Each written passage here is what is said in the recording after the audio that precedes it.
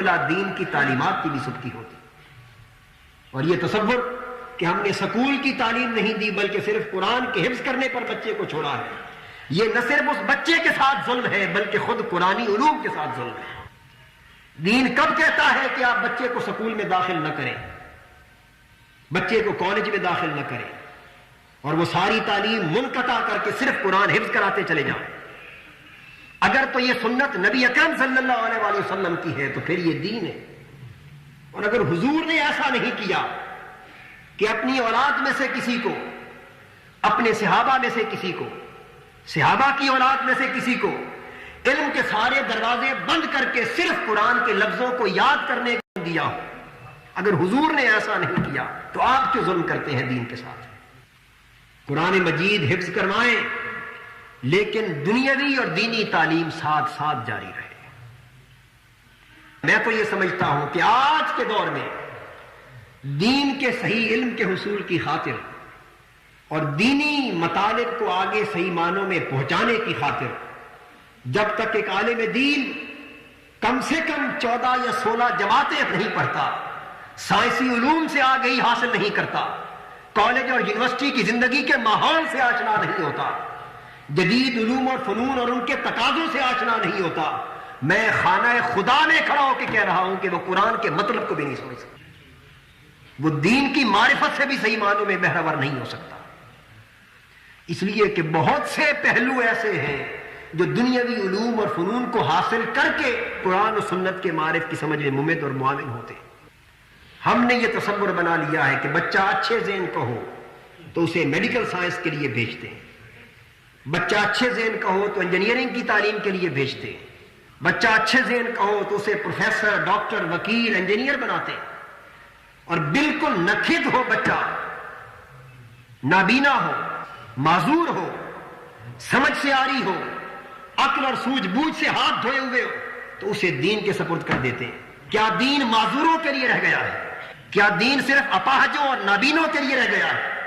جب اس سطح کی ذہن رکھنے والے لوگوں کو آپ دین کی تعلیم کے لیے بھیجیں گے تو ان کے ہاتھوں دین کو نقصان نہیں ہوگا تو اور کیا ہوگا. اور یہ ذمہ داری والدین پر ہے، ہمارے اوپر ہے. ہمیں اپنے گربانوں کے اندر جھانک کر دیکھنا چاہیے کہ ہم نے دین کے علم کے حصول کے لیے کہاں تک اپنی بہتر اولاد کو وقف کیا ہے. پھر ہم شکوہ کرتے ہیں مولویوں سے، شکوہ کرتے ہیں خطیبوں سے، علماء سے کہ وہ دین کی صحیح تعلیم آگے نہیں پہنچا رہے.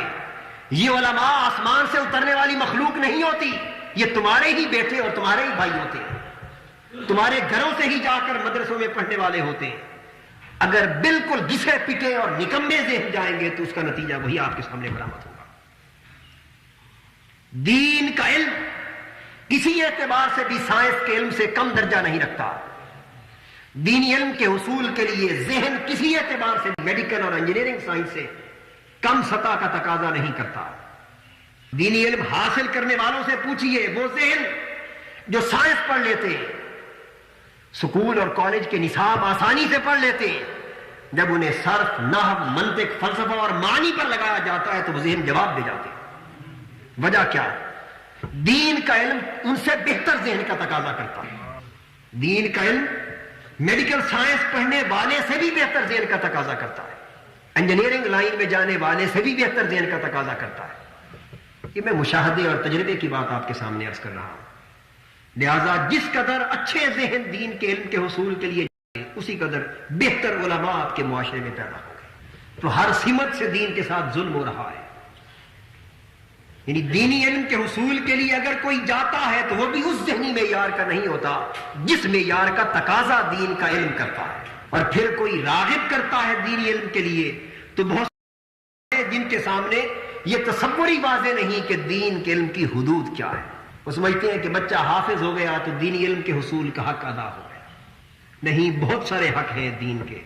نبی اکرم صلی اللہ تعالی علیہ وآلہ وسلم کی یہ سنت زبان حال سے پکار پکار کر کہہ رہی ہے کہ دینی علم کے حصول کے لیے، دنیاوی دینی ہر قسم کی تعلیم کے لیے اپنے آپ کو، اپنی اولادوں کو آراستہ کرو.